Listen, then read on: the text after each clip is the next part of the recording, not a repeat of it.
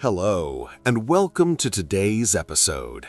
I'm your host, and today we're diving into the life and legacy of one of history's most controversial and influential thinkers, Niccolo Machiavelli.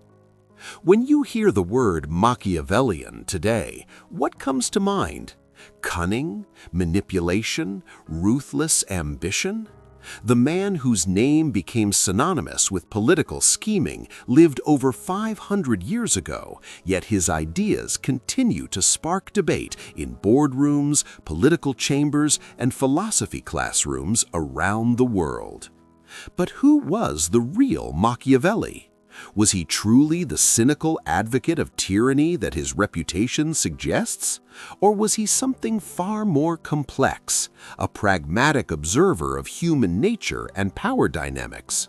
Today, we'll explore his life in Renaissance Florence, examine his groundbreaking work, The Prince, and discuss why his ideas remain startlingly relevant in our modern world. Niccolo Machiavelli was born on May 3, 1469, in Florence, Italy, during one of the most remarkable periods in European history, the Renaissance. This was an era of unprecedented artistic achievement, intellectual awakening, and political turbulence. Florence, in Machiavelli's time, was a republic governed by influential families and merchant guilds. But make no mistake, this was no peaceful democracy. The city-state was a pressure cooker of competing interests, foreign invasions, and internal conspiracies.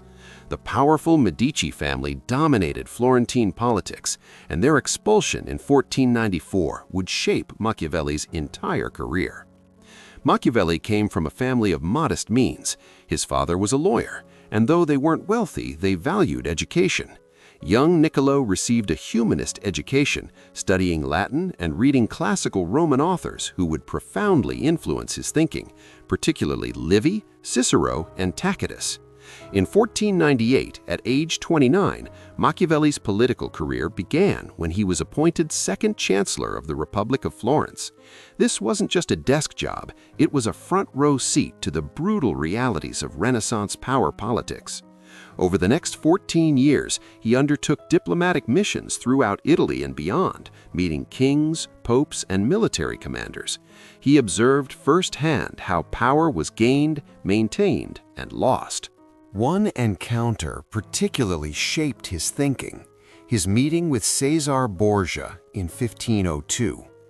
Borgia was the illegitimate son of Pope Alexander VI and a ruthless military commander who was carving out his own state in central Italy through a combination of military prowess, strategic alliances, and, when necessary, cold-blooded murder. Machiavelli was both horrified and fascinated by Borgia's effectiveness. Then came 1512, the year everything changed. The Medici family returned to power in Florence, backed by Spanish troops. The Republic fell, and Machiavelli, associated with the old regime, was dismissed from office. Worse still, he was imprisoned and tortured on suspicion of conspiracy against the new Medici rulers. After his release, Machiavelli retreated to his small farm outside Florence, politically exiled and financially struggling. It was during this forced retirement that he would write the works that made him immortal. In 1513, bitter and desperate to return to political life, Machiavelli wrote Il Principe, The Prince. This slim volume of 26 chapters would become the most famous and notorious political treatise ever written. The book was dedicated to Lorenzo de' Medici, and many scholars believe Machiavelli wrote it as a job application, a demonstration of his political expertise in hopes of being recalled to service.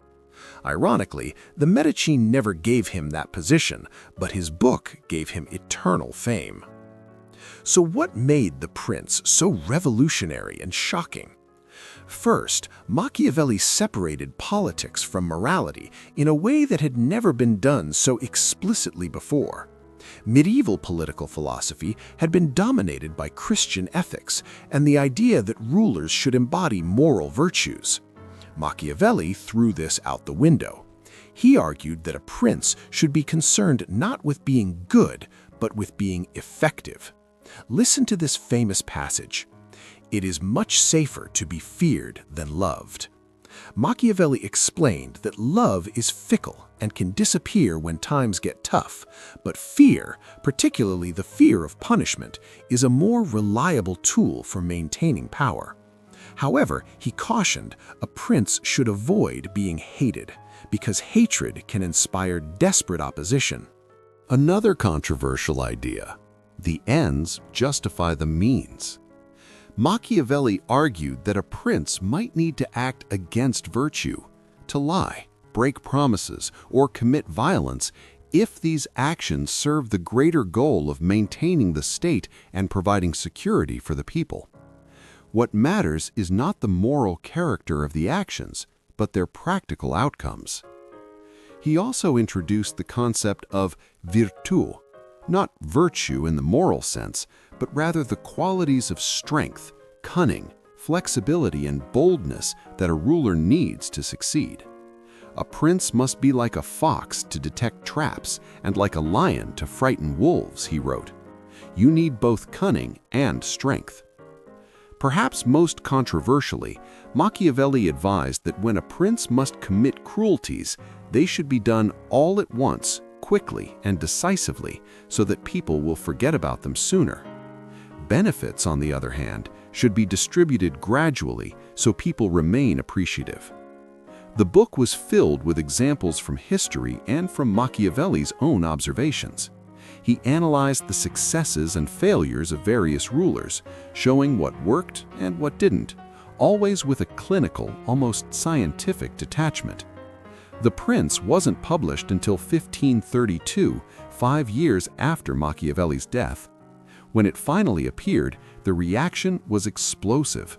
The Catholic Church put it on the Index of Prohibited Books in 1559. Across Europe, religious and political leaders denounced it as a handbook for tyrants. The adjective Machiavellian entered the English language as a synonym for devious and unscrupulous. But was Machiavelli really advocating for tyranny? This is where interpretations diverge dramatically. Some scholars argue that The Prince should be read as a satire, that Machiavelli, a lifelong Republican, was actually exposing the ugly methods of tyrants to teach people how to recognize and resist them. Others see him as a genuine political realist who simply described power as it actually operates, rather than how we wish it would operate. In this reading, Machiavelli wasn't necessarily endorsing immoral behavior. He was acknowledging that in politics, moral purity is often a luxury that leaders cannot afford if they want to protect their state and people. While The Prince overshadows everything else Machiavelli wrote, his other works reveal a more complete picture of his political philosophy. His most substantial work, Discourses on Livy, is a lengthy analysis of the Roman Republic that reveals Machiavelli's republican sympathies. Here, he argues that republics are actually more stable and successful than principalities in the long run. He examines how republican institutions, citizen participation, and the balance of social classes contributed to Rome's greatness. This creates an interesting tension with The Prince. How could the same man advocate for both strong-armed princely rule and republican government? The answer may lie in context. Machiavelli believed different situations require different solutions. In times of extreme crisis or when founding a new state, a strong prince might be necessary. But for stable, long-term governance, he preferred republican institutions. Machiavelli also wrote The Art of War, a military treatise that emphasized the importance of citizen militias over mercenary armies, a radical idea at the time. He believed that citizens fighting for their own homeland would be more reliable and motivated than hired soldiers. And we shouldn't forget that Machiavelli was also a playwright. His comedy, The Mandrake, is still performed today and shows his talent for satire and understanding of human foibles. Niccolò Machiavelli died on June 21, 1527, in Florence. He never regained the political position he desperately wanted, yet his influence on political thought is almost unmatched. So why does Machiavelli still matter today? First, he's considered the founder of modern political science. Before Machiavelli, political philosophy was largely prescriptive. It told rulers how they ought to behave according to moral or religious principles. Machiavelli made it descriptive and analytical, examining how power actually works. This empirical approach laid the groundwork for political science as we know it. Second, his ideas about the separation of politics and ethics continue to provoke debate. Should political leaders be held to the same moral standards as private citizens? Or does the responsibility to protect national security and public welfare sometimes require actions that would be immoral in private life? These are still live questions in debates about military intervention, surveillance, and diplomatic deception. Third, Machiavelli's emphasis on practical effectiveness over ideological purity resonates in our pragmatic age. Many modern politicians and leaders, whether they admit it or not, operate according to Machiavellian principles. Think about political campaigns, corporate strategy, or international diplomacy. The tactics Machiavelli described are everywhere. His ideas have influenced an astonishing range of thinkers and leaders. Thomas Hobbes and other early modern philosophers engaged with his work. Revolutionary leaders from Napoleon to Lenin studied him. Modern political theorists like Leo Strauss and Isaiah Berlin have written extensively about his philosophy.